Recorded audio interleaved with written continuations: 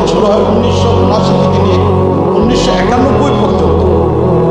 এই 81 পর্যন্ত দীর্ঘ পর্যন্ত 1979 থেকে 1991 পর্যন্ত এই দীর্ঘ 11 বছর আফগানিস্তানে রাশিয়ার বিপক্ষে যুদ্ধ করছে। সেখানে অনেক মানুষ মারা গিয়েছে, শাহাদত বরণ করেছে। এরপরে 2001 থেকে নিয়ে শুরু করে আবার 20 পর্যন্ত, প্রায় বলতে গেলে 20 বছর পর্যন্ত যুদ্ধ করেছে। এই যে 40 বছরের একটা যুদ্ধ, তাদের কথা প্রায় সব মিলিয়ে 50 বছরের একটা যুদ্ধ। আমাদের দুর্ভাগ্য এটা যে আমাদের দেশ 53 বছর পর স্বাধীনতার যুদ্ধে কতজন সংখ্যা মারা গেছে, শহীদ হয়েছে, এটা তালিকা আমরা বের করতে পারি না।